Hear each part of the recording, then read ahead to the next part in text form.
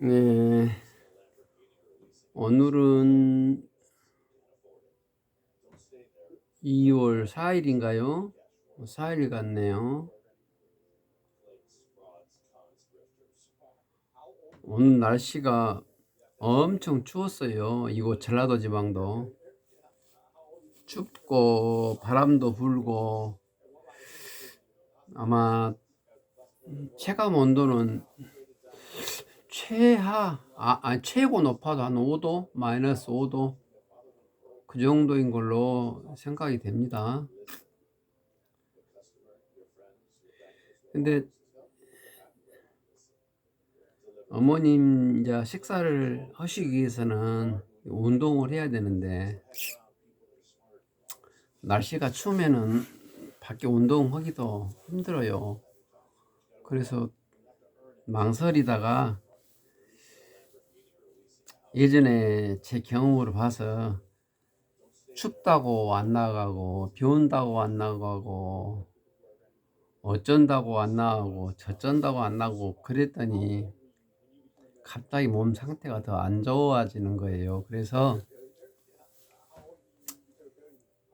오늘 밖에 굉장히 추웠음에도 불구하고 어머님을 제가 모시고 나갔습니다. 나가서 이렇게 눈 속에 그야말로 눈보라 속이죠. 눈도 많이 내리고 바람도 불고 굉장히 추웠어요. 그래서 완전 무장하고 칭칭 감았어요. 어머님을 휠체어 이제 태우고 산보를 하는데 오늘따라 두 분이 저에게 이렇게 뒷덜미를 잡으면서 자기 부모도 상태가 안 좋은데 자기도 이제 준비를 해야겠는데 어떻게 하면 좋냐고 저한테 이제 물어봐요. 밑도 끝도 없는 질문이죠. 어머님 상태가 어쩐지도 내가 모르겠고 나이도 모르겠고 일단은 그 추위에 길거리에서 오래 대화는 못하고 그분이 자기 부모님을 그 두 분 다요 이제 한 20분 텀으로 저한테 두 사람이 길거리에서 이제 문의를 했는데 거기서 오래 대화할 수 없어서 일단은 모든 상황의 전제를 우리 어머님하고 갔다 오고 평가를 했어요. 이제 우리 어머님하고 갔다 하면 일단은 손발을 거동할 수 없다. 식사는 잘 못 하신다. 나이는 적어도 90은 넘지 않겠느냐. 그런 전제하에 제가 대답을 했죠. 자기도 부모님을 모셔야 되겠는데 어떻게 하면 좋겠느냐. 좀 알려달라 그래요. 그 추위 속에서. 그래서 제가 얼른은 막 대답을 해야겠더라고요. 어머님도 춥고. 그래서 제가 첫 번째로 그분이 했던 말이 우선 제가 이렇게 어머님을 모시면서 가장 크게 부각되는 것이 3개 있었어요. 3개 있었는데 그 3개 중에 2개를 좀 설명을 했고 마지막에 3번째는 나중에 헤어지면서 이야기를 했어요. 사실 3번째가 가장 중요한 건데 일단 첫 번째는 당신이 당신의 부모님을 제어할 수 있습니까? 제어할 수 있는가를 먼저 판단하십시오. 그랬어요. 제 경험상 아들이 부모님을 가족요양함에 있어서 아무리 이렇게 부모님을 요양하려고 해도 부모님을 저희 어머님 같은 상태라면 팔다리를 거동할 수 없는 상태라면 예? 예. 예, 어머니 뭐라 하시네. 예. 알았어요. 저희 어머님 같은 상태라면 일단은 부모님을 제가 이동 과정에 있어서 어머님 팔다리 못 쓰고 이동할 때 어떻게 이동하는군요. 간이 이동 그 밀대 있잖아요. 밀대 양손을 잡으면 제가 어머님 엉덩이를 밑에서 받쳐요. 그래가지고 거진 반부양 상태에서 밀고서 이동을 합니다. 그래가지고 소변과 대변을 누워서 안 보고 침대 위에서 안 보고 간이 변기에 봐요. 예. 그렇게 하기 위해서는 일단은 제가 어머님 35kg거든요. 어머님을 제가 어떤 유사시든지 제가 통제할 수 있어야 돼요. 그러니까 가다가 어머님께서 팔 힘이 없어서 나와버린 경우, 혹은 다리가 꼬여서 자빠진 경우, 그런 경우에 제가 어머님을 일단은 들 수 있어야 됩니다. 그게 제가 크더라고요. 왜 이게 중요한 거니? 만약에 소변과 대변을요 침대에서 본다 이러면 제가 말한 첫 번째 말은 조건이 안 되는데, 만약에 소변과 대변을 변기에서 안 보고 침대에서 보면요, 이것은 노동 강도가 한 5배 더 커져요. 정신적인 강도는 뭐 똑같을런가 몰라도. 저는 가급적이면은 어머님께서 침대에서 용변을 안 보시고 간이 변기에 보시기 위해서 제가 지속적으로 팔다리 근육을 그나마 퇴화 속도를 줄이기 위해서 굉장히 운동을 하거든요. 그분이 저한테 질문할 때 그 어머님 상태가 뭔지도 모르겠어요. 제가 자세히 대화를 못 했는데, 아마 지금 안 모시고 지금 모실 상황이 닥칠 것 같다, 그 표현으로 봐서는 아마 지금은 다소나마 고동하시지 않나 이런 생각을 하게 되는데요.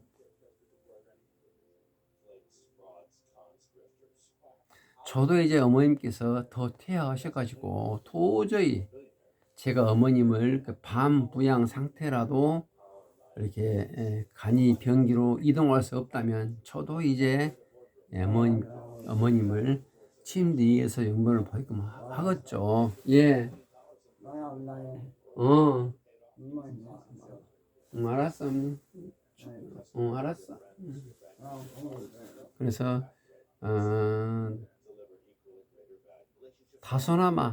다소나마 거동할 수 있으면 그 근육을 살려서 간이 변기로 이동해야 되는데, 그때 반드시 엉덩이를 잡아서 유사시에 대비할 수 있으려면 자녀가 부모님 몸무게를 통제할 수 있어야 돼요.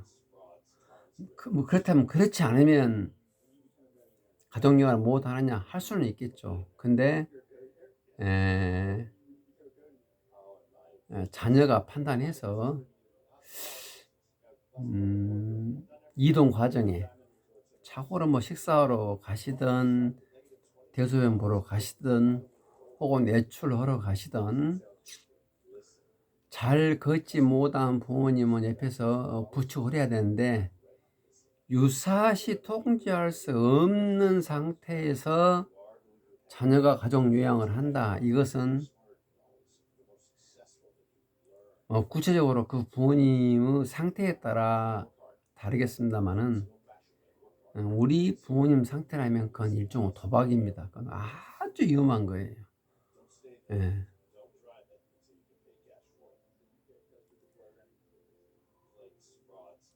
왜 제가 도박이라는 극단적인 표현을 쓰는 건요, 이동 과정에서 넘어지잖아요. 그러면 그것은 아이고 뭐 실수가 넘어졌네, 이 정도 갖고는 상황이 종료가 안 되는 상황이 나온다, 이 말입니다. 그래서 최악의 경우 대비해야 돼요. 그리고 그런 사례는 많습니다.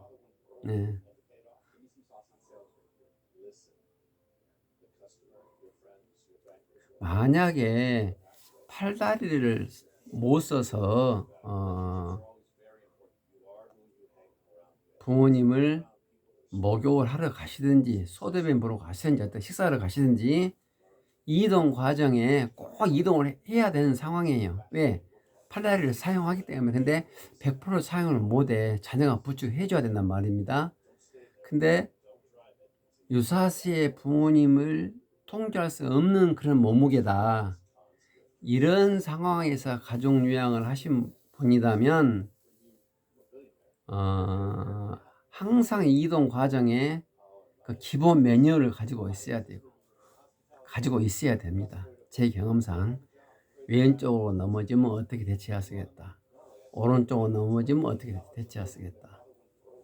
팔에 힘이 없어서 양 난간을 놔버리면 앞으로 꼬부라지면 어떻게 하시겠다. 그걸 항상 염두에 두고 0.001초 만에 빨리 그 모드로 진입해야 돼요. 예. 혹시라도 제어를 못한다면, 저는 제어를 하기 때문에 어떤 공에 내 어머님을 제가 들 수 있어요. 35kg밖에 안 나가기 때문에.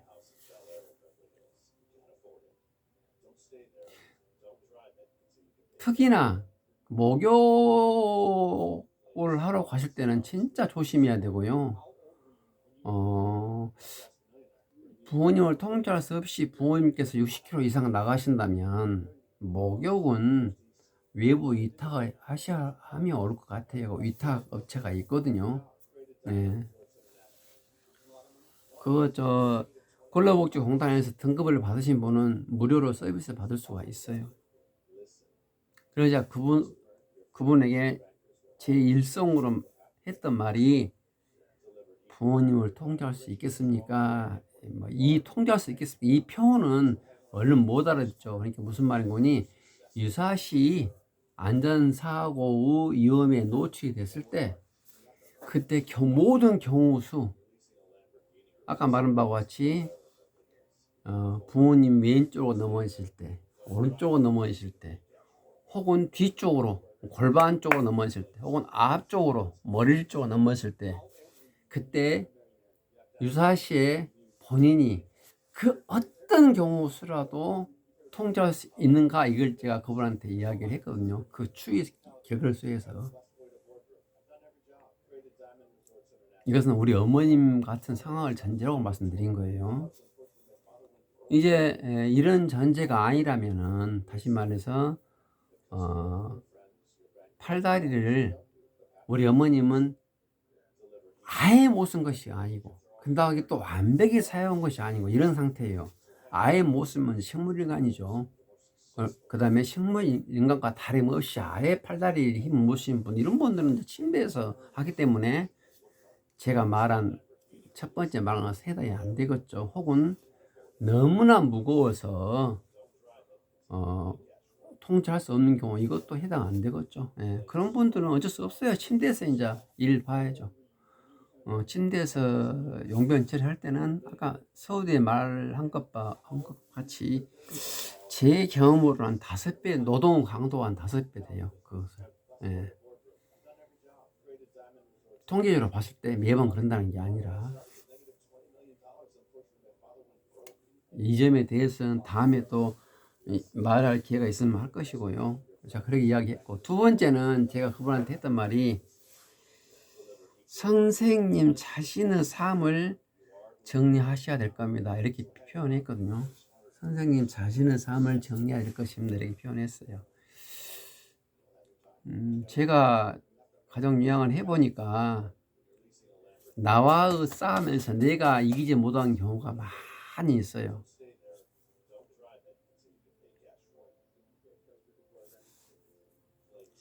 이게 아무리 제가 환갑이 높고 이제 60대 후반을 지나서 이제 70을 향해 달리고 있는데요.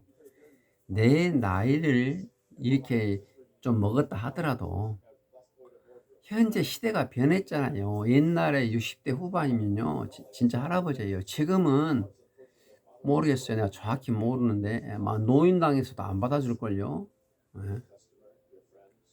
예. 지금은 60대는 예전에 우리 클 때 생각으로는 노인이지만, 지금은요, 뭐 40대라고 생각하면 돼요. 그래, 시대가 변했어요. 다시 말해서 지금 40대와 똑같은 그렇게 시대가 변했어요.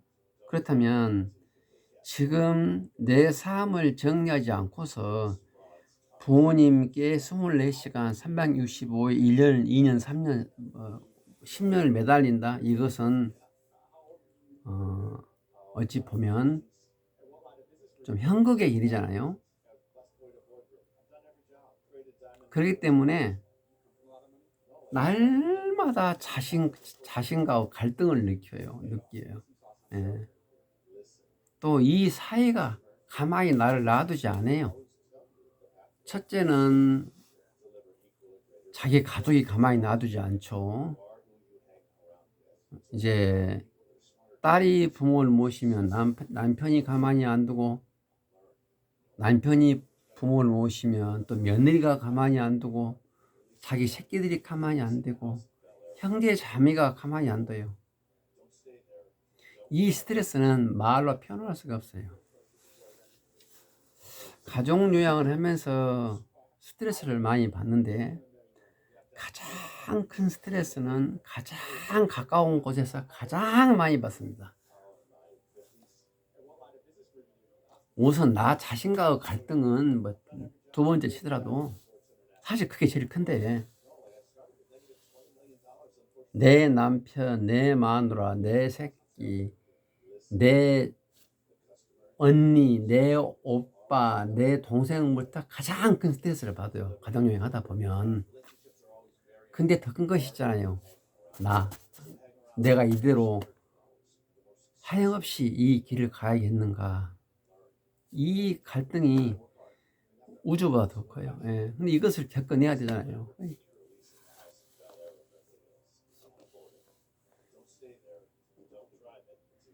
이것도 또 말하자면 이야기가 길어지는데 어쨌든 간에 이것도 극복해야 돼요. 예. 제가 그분한테 그랬어요. 부모님을 통제할 수 있는가? 당신은 삶을 정리하십시오. 정리란 말이 표현이 좀 애매하고 광범한데요. 어떤 형태로든지 자기 삶에 대해서, 부모님을 가정요양하는 자기 삶에 대해서 불안정하면 안 돼요. 예. 이게 물리적으로 불안정하면 어쩝니까? 이게 요동을 치죠. 하늘이 불안정하면 천둥이 치고 비가 오고 바람이 불죠. 안정이 되면 조용하고. 그러듯이 가족요양하는 그 자녀가 만약에 심리 상태가 불안정하다면 하루면 수천 번 요동을 칩니다. 예. 그러다 보면 안전사고가 나요. 그러면 가족요양 끝이고, 안전사고는 1차적인 직접적인 그런 결과고, 이런 것이 쌓이다 보면은 극단의 선택이 나오고 복잡해집니다. 자기 이 현재의 상황에 대해서 자기 좌표를 설정하고 묵묵히 오버만리할 수 있는 그런 상태가 된다는 것을 좀 정리하십시오. 이렇게 표현을 했어요.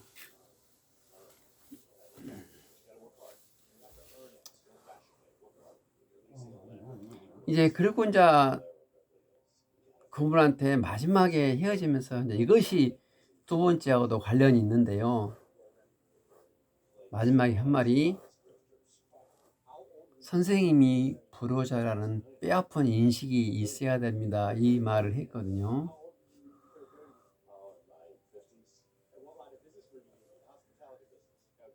지금 우리 어머님 이렇게 몸이 망가지고 부득이 제가 가족요양을 할 수밖에 없는 이 동기부여를 했던 범인이 사실 저예요. 그러니까 거기에 대한 철저한 인식이 없으면 자기 좌표 설정이 안 되고 불안해지죠. 그러면 또 사고 나죠. 옛부터 불효자가 효도한다 그 말을 나는 이제 제가 이해를 하겠더라고요. 겪어보니까.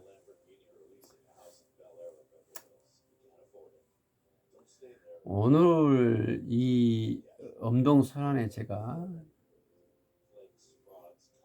그 눈발 속에서 우연히 저에게 두 분이나 그런 질문을 해서 혹시라도 이 점에 궁금하신 분이 좀 있지 않겠나 싶어서 짧게 이렇게 제가 영상을 남기고요. 아까 말한 세 개의 각 하나에 대해서 내가 그 결론을 내리고 이렇게 말하기까지 각 1번, 2번 각 항목마다 또 적어도 1시간 이상 잔소리를 할 것이 많아요. 제가 오늘도 느끼고 내일도 느끼고 날마다 인상 실험을 합니다. 이게 그 인상 실험을 하면서 모든 것들은 그 세 개에 다 이렇게 귀속이 되더라고요. 근데 그 모자이크 한 점점이 굉장히 많아요. 하다 보면은. 그러나 그 세 개를 압축하면은 내가 어머님을 유사시 통제할 수 있고, 내가 내 자신의 삶을 쿨하게 정리해야 되고, 마지막에 부모님에 대한 죄책감과 존경심, 경외감, 이것이 완전히 나의 연색체에 뼈저리게 스며들지 않고서는 그야말로 그 품이 있고 윤택하고 인간의 존엄성을 지키는 요양은 좀 힘들지 않겠나 그런 생각이 들어요. 그렇지 않으면 지칩니다. 지치면 사고 나고요. 내가 해보니까 그래요.